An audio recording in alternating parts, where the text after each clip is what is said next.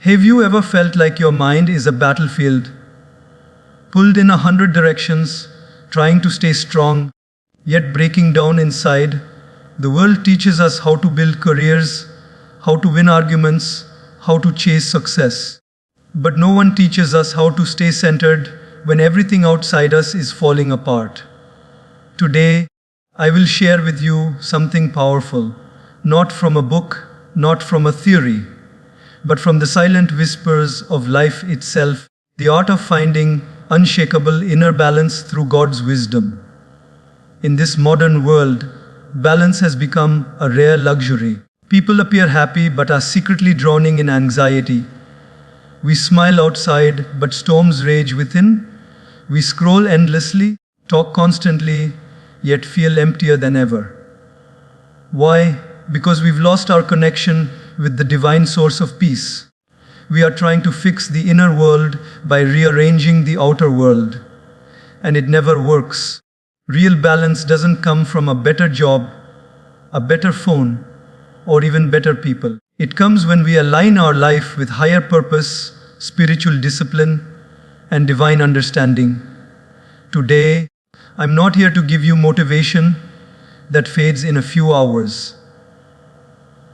I want to leave you with principles that anchor your soul, ignite your purpose, and teach you how to walk through storms with the stillness of a monk.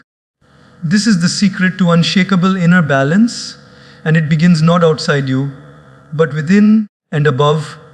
There is a silent power in the present moment that most of us overlook. We spend so much of our lives caught between what happened yesterday and what might happen tomorrow that we rarely pause to experience what is unfolding right now. The mind is like a restless traveler. It keeps shifting, wandering from one thought to another, chasing illusions, analyzing the past, or worrying about a future that hasn't even arrived. But in doing so, we lose the essence of life. And that essence, that treasure, that secret to unshakable inner balance, lies in anchoring your mind in the present. Think of it this way. Imagine you are holding a glass of water and someone comes and starts shaking your hand violently. The water spills. The more your hand is shaken, the more difficult it becomes to keep the water steady. That's how life is. The glass is your mind. The water is your peace. The shaking is the external noise of life. Expectations, stress, people's opinions, past trauma, future fears. But if your hand is still, the water remains undisturbed. That stillness is what the present moment offers us. The world may still shake around you, but if you are rooted in now, your peace does not spill. Let me give you a simple example. Suppose you're sitting at dinner with your family, but your mind is not there. You're thinking about the meeting tomorrow, the mistake you made in a conversation last week, or maybe even what someone said to you on social media. Physically, you're present, but emotionally, you're absent. You miss the warmth of the meal, the laughter of a child, the tired but loving eyes of your parents, the comfort of home. And then one day, you look back and say, where did all that time go? That moment when you were surrounded by everything that matters was never truly lived because your mind was somewhere else. We often say, I wish I could find peace, or I wish I could be happier. But the truth is, peace is not something you find. It's something you feel. When you stop looking for it everywhere else, and instead learn to be here, fully now. Have you ever watched a sunset?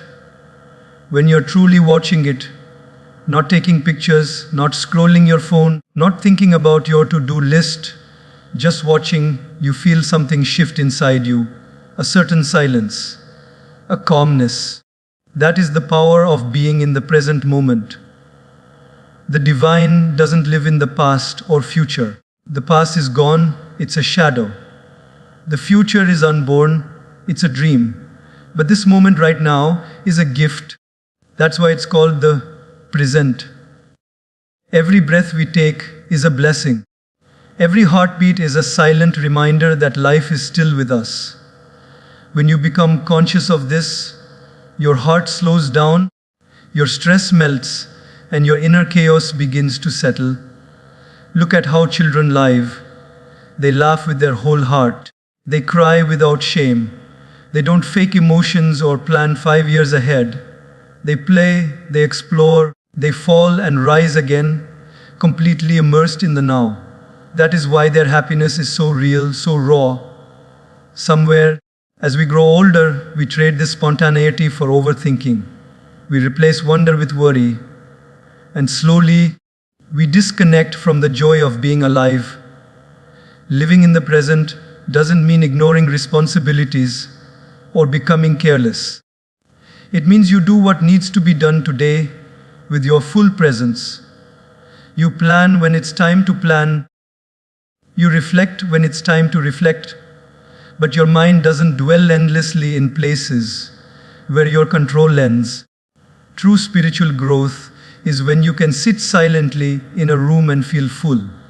When you can eat a meal and taste every bite. When you can walk on the street and actually notice the trees, the sky, the wind, without rushing towards something. The ancient scriptures and saints have always said, the path to God is not somewhere far away. It is through awareness. When we are aware of our thoughts, our actions, our feelings, we become conscious beings. We start living with intention instead of in reaction. And the more aware we are of each moment, the more connected we feel to the divine source of peace within. Try this the next time you feel overwhelmed. Pause. Take a deep breath. Feel the air fill your lungs. Feel your feet on the ground. Listen to the sounds around you. Let go of what happened before. Don't race toward what's next. Just be still. Just be here. In that moment, you will find something sacred, a stillness that speaks louder than words, a silence that is full of meaning. That is the beginning of balance. In every moment lies a choice. To be present or to be lost, choose presence. Because the secret to unshakable inner balance is not out there. It's here, in this breath, in this silence, in this now. Have you ever noticed how often your mind travels? Sometimes faster than your own footsteps. You could be sitting in a quiet room, but your thoughts are roaming through a painful memory from 3 years ago, or anxiously jumping ahead to something that might never even happen. We've all done it. The truth is, most of the inner chaos we feel doesn't come from the situations in our lives. It comes from where our mind chooses to sit, and most often, it's sitting either in the past or in the future. But peace, true peace, lives only in one place, the present moment. Imagine your mind like a bird. If the bird keeps flapping its wings wildly in every direction, it will soon tire, lose its rhythm, and possibly crash. But when the bird flies steadily, focused with grace, it goes farther, stronger, and with far less exhaustion. Our thoughts are the same. The more we let them wander, the more tired we become, not physically, but emotionally and spiritually. This is why anchoring your mind in the present is the first secret to inner balance. The mind is powerful, but it is also easily distracted. We must become the master, not the slave of our thoughts. Let's take a simple example from daily life. You're at dinner with your family. Plates are full, people are talking, but your mind is elsewhere. On that one email you haven't answered, that comment someone made 2 days ago, or the big meeting tomorrow morning. You smile, you nod, but you're not there. The present moment is rich, but you're missing it. What's happening here is not just disconnection from people, but disconnection from yourself. That dinner could be a memory, a moment of laughter, or a simple pause from the rush of life, but it's gone. And if this keeps happening day after day, we don't just lose moments, we lose life itself. Because life doesn't happen in yesterday or tomorrow. Life is happening now. Many people say they want peace, but peace isn't found by escaping life.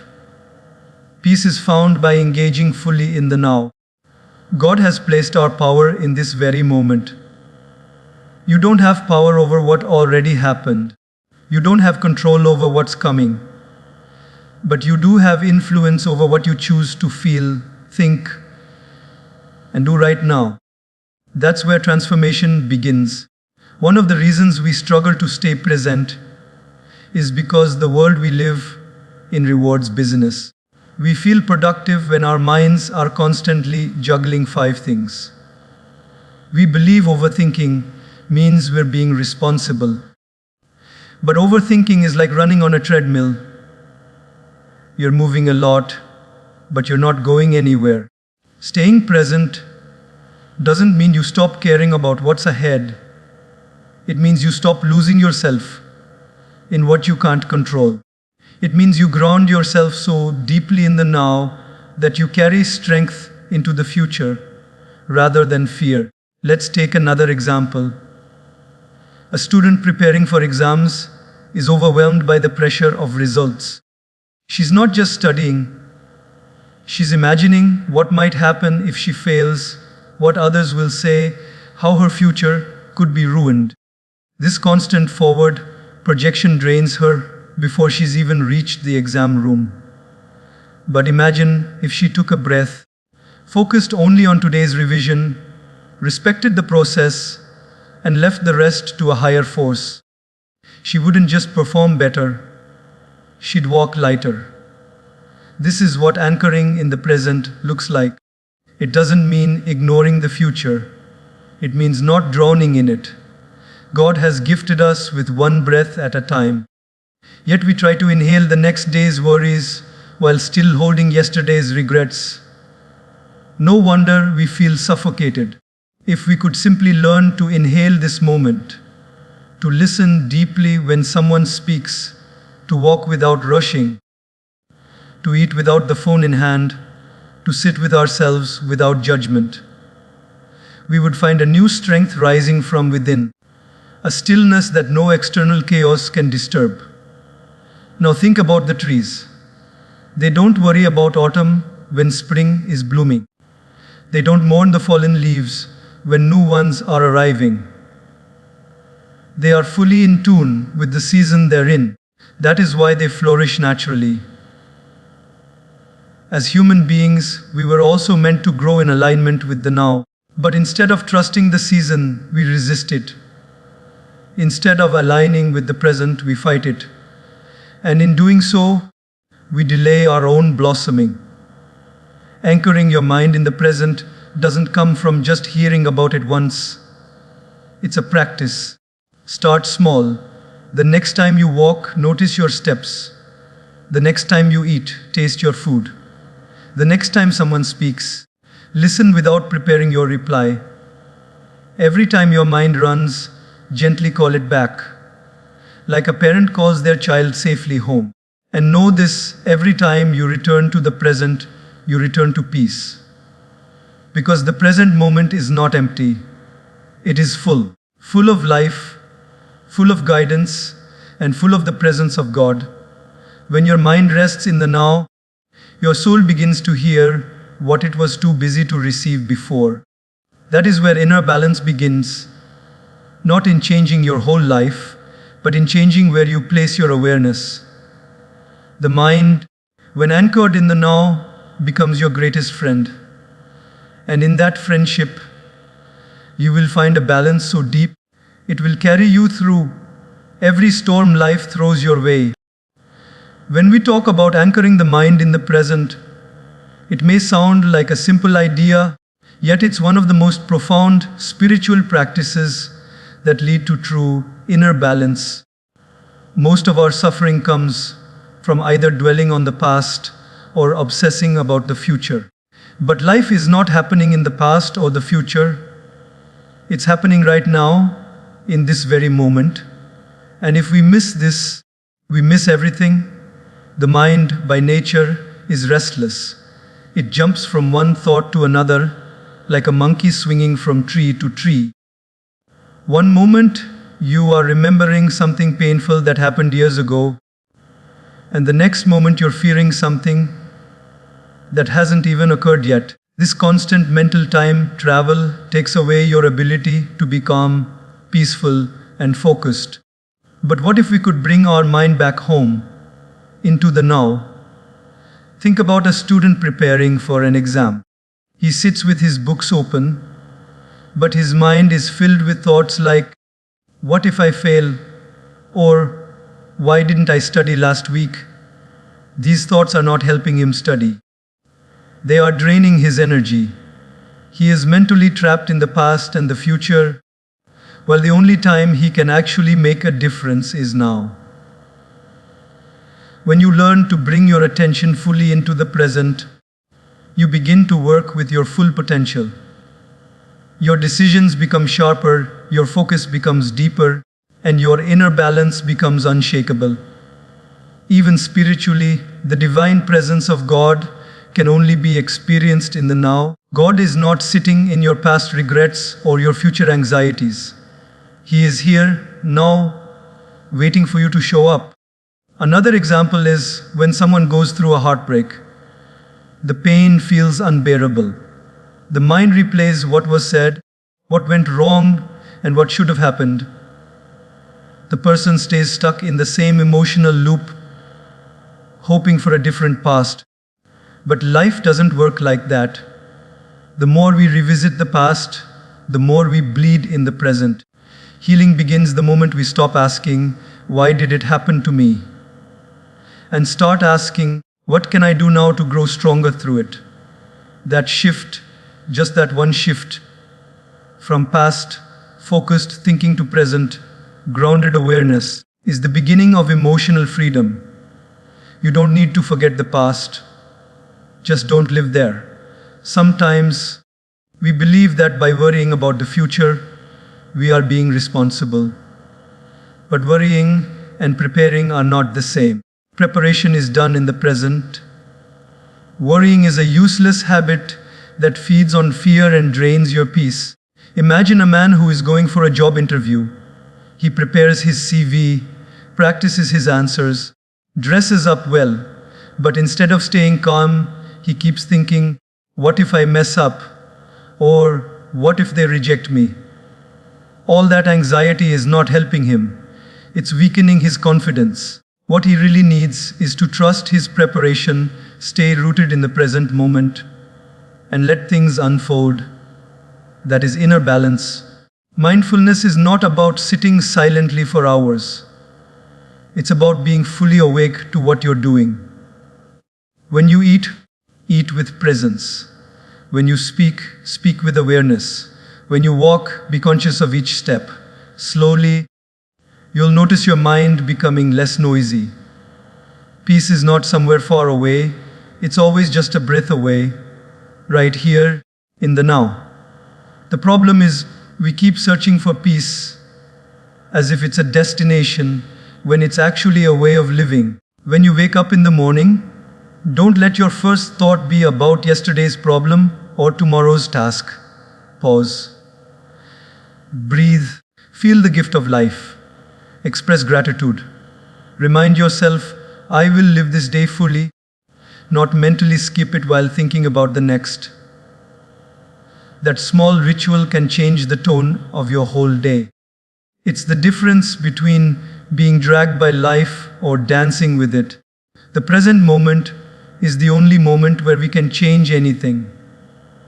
When you live here fully and mindfully, you carry a silent strength.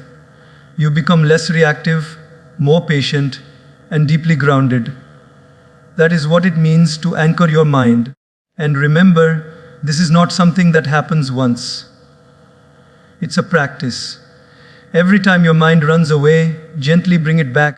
Like training a child, be firm but loving with your thoughts. Say to your mind, now, come back, be here. The more you practice this, the more you'll notice your life transforming. Not because the world changed, but because your presence did. That presence, rooted in God's gift of the now, is your real power. It's the secret to peace, the secret to clarity, the secret to inner balance. In the noise of our fast-paced lives, we often overlook a subtle yet powerful force shaping our inner state, our company. The people we surround ourselves with carry energy, influence, and vibrations that can either anchor us in peace or throw us into chaos. Imagine your mind as a quiet room. Now imagine every person you allow into your emotional space as someone stepping into that room. Some walk in with music, some with noise, some with wisdom, and others with conflict. If you keep allowing people who only bring their personal storms into your space, soon your room, your mind, will stop feeling like home. Your inner balance is sacred. It's not something to be tossed around casually, and yet most of us fail to guard it. We're constantly absorbing energies, words, and emotions from the people around us, unconsciously allowing their presence to shape our moods, our thoughts, and even our decisions. This is why the company we keep is not just a social choice, it is a spiritual one. Think of it like this. If you were thirsty, would you drink from a dirty glass? Probably not. Then why do we allow toxic, negative, or emotionally draining people to feed our minds and hearts every day? A spiritually clean inner circle doesn't mean you only stay around perfect people. It means you choose people who are trying to grow, trying to stay honest, trying to connect with a higher purpose, and trying to live with values. These are the kinds of people who, even in their imperfections, uplift your spirit. Let's look at a real life example. Imagine two friends. One always sees the worst in every situation, constantly complains, gossips, and fuels your anger. The other reminds you to breathe, to reflect, to respond with kindness, and to focus on what you can control. Which one leaves you feeling lighter? Which one leaves you drained? Over time, the one who feeds your mind with negativity will exhaust your soul, no matter how entertaining or familiar they are. And the one who reminds you of your values and your connection to something divine will create space for balance and strength in your life. We must become intentional about the emotional environment we live in. A clean inner circle is not about cutting people off with pride. It's about honoring your peace with humility. It's about recognizing that your time, energy, and mental clarity are precious. It's about understanding that when your soul is surrounded by people who speak the language of growth, faith, patience, and wisdom, you naturally begin to transform. You begin to think more clearly. You feel more aligned with the calmness of the divine. You start to make better choices, not because life becomes easier, but because your mind becomes stronger. We clean our homes, we filter our water, we protect our passwords. So why don't we protect our peace? We must start filtering our inner circle with the same awareness. Are the people around you helping you evolve, or are they making you revolve around drama, fear, and ego? Are they drawing you closer to your spiritual center or further away from it? This doesn't mean we hate or judge those who are negative. In fact, we can love them, help them, or pray for them. But we don't have to make them the loudest voices in our lives. Sometimes, the most compassionate thing we can do is love someone from a distance while protecting our peace from a place of balance and maturity. Let's also not forget that being part of someone else's inner circle means we must take responsibility for the energy we bring into their life. Are we spreading calm or chaos? Are we helping our friends connect with peace or drowning them in our own storms? Spiritual cleanliness is not only about protecting your mind, it's about being a source of light for others too. In the end, a clean inner circle is like fertile soil. When you plant yourself in it, you naturally grow. Your faith strengthens. Your reactions soften. Your goals become clearer. Your connection with God deepens. It's not just about staying away from negative people.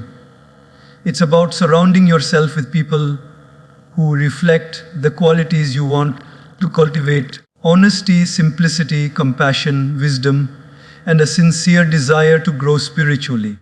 The journey to unshakable inner balance isn't a lonely one, but it's not for everyone either. You must walk with those who don't just talk about peace, but live it, seek it, and honor it. When you find those souls, hold on to them, nourish those relationships, and just as importantly, become that soul for someone else. Because at the end of the day, peace is not something we chase, it's something we choose. With the right thoughts, the right focus, and yes, the right people. She walks with purpose, speaks with grace, and stands like a mountain, unshaken by the storms of judgment, opinions, or expectations. She's not arrogant, she's aligned. She's not cold, she's composed. She's not unreachable. She's just on a path few dare to walk. This is not a mindset given. This is a mindset earned. The mindset of a high-value woman. In a world that constantly tries to label women, define their worth through likes, attention, or appearance, a truly high-value woman does not seek validation. She radiates from within. She knows her value is not measured by applause or acceptance. It's measured by how rooted she is in her values, how strong her connection is with the divine, and how unwavering her faith is in herself. She doesn't react to pressure. She responds with wisdom. She doesn't chase love. She builds it within. And above all, she remains untouched, not by isolation, but by inner liberation. Because when your worth comes from God, no human can ever take it away. Today, I'm not here to tell you how to become someone else. I'm here to awaken what already exists within you. The divine strength, the quiet fire, the untouchable mindset. Let's uncover the 7 truths of a high-value woman whose mindset is beyond reach, but not beyond realization. ChatGPT said, she derives her worth from within, not from the world. This one truth can change a woman's entire life, because the moment she stops chasing validation from the outside, she begins to taste a rare kind of freedom. The kind that only comes when you know who you are, without needing the world to remind you. From a young age, most women are conditioned to believe that their value lies in how they are seen by family, by friends, by society, by social media. She's taught that her appearance should impress, her tone should please, her achievements should compete, and her identity should conform. But the high-value woman knows this is an illusion.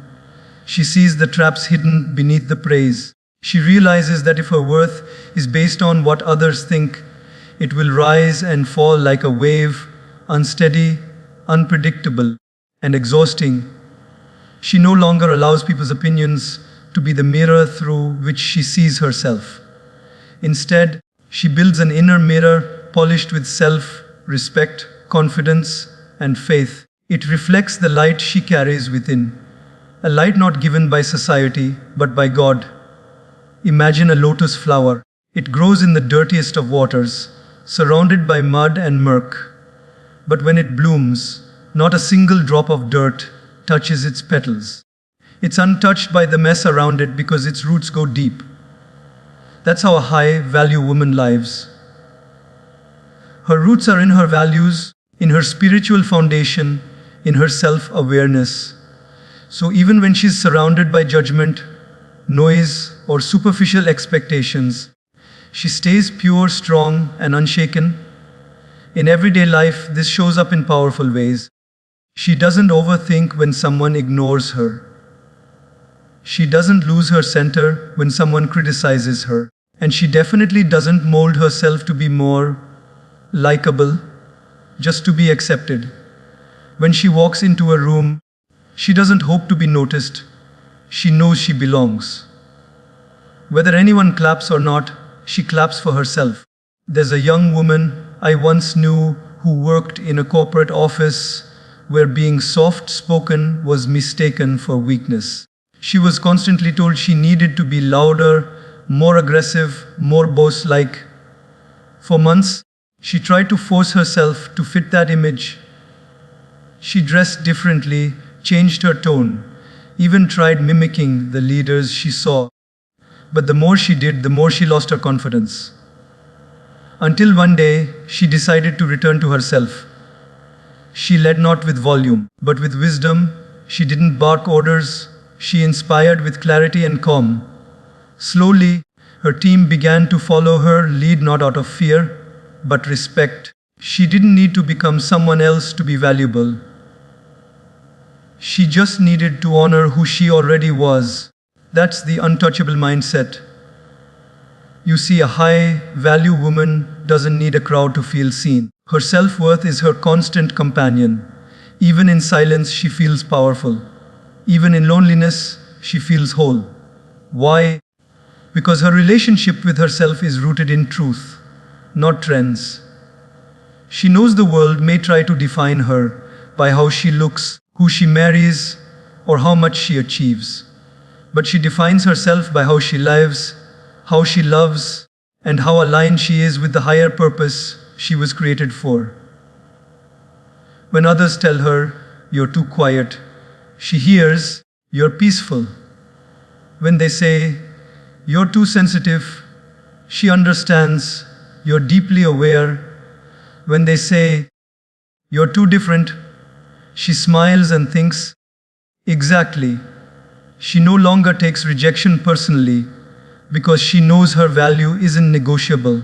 It's not based on being chosen. It's based on being complete. And it's not arrogance. It's not ego. It's spiritual confidence. It's the kind of strength that comes when a woman looks in the mirror and sees not just her reflection, but her essence. She sees a soul, not just skin. She sees growth, not just goals. She sees herself, not through the filter of others, but through the clarity of God's design. That is why she cannot be shaken by temporary opinions. Her worth is not a performance, it's a presence. It doesn't depend on applause, it doesn't waver with criticism, and it certainly doesn't need permission to exist. So when the world tries to tell her she's not enough, she gently disagrees, not with anger, but with certainty. When someone tries to define her story, she reclaims the pen. Because she knows her value was never theirs to give, it was always hers to realize. And the day a woman realizes her worth is not in her status, her salary, her social following, or her relationship status, but in the quiet, powerful truth that she is already whole, that's the day she becomes untouchable. Not because she distances herself from the world, but because she rises above the noise of it. That's what makes her high value, and that's what makes her unstoppable. When we talk about anchoring the mind in the present, it may sound like a simple idea, yet it's one of the most profound spiritual practices that lead to true inner balance. Most of our suffering comes from either dwelling on the past or obsessing about the future. But life is not happening in the past or the future. It's happening right now, in this very moment. And if we miss this, we miss everything. The mind, by nature, is restless. It jumps from one thought to another, like a monkey swinging from tree to tree. One moment, you are remembering something painful that happened years ago, and the next moment you're fearing something that hasn't even occurred yet. This constant mental time travel takes away your ability to be calm, peaceful, and focused. But what if we could bring our mind back home, into the now? Think about a student preparing for an exam. He sits with his books open, but his mind is filled with thoughts like, what if I fail? Or, why didn't I study last week? These thoughts are not helping him study. They are draining his energy. He is mentally trapped in the past and the future, while the only time he can actually make a difference is now. When you learn to bring your attention fully into the present, you begin to work with your full potential. Your decisions become sharper, your focus becomes deeper, and your inner balance becomes unshakable. Even spiritually, the divine presence of God can only be experienced in the now. God is not sitting in your past regrets or your future anxieties. He is here, now, waiting for you to show up. Another example is when someone goes through a heartbreak. The pain feels unbearable.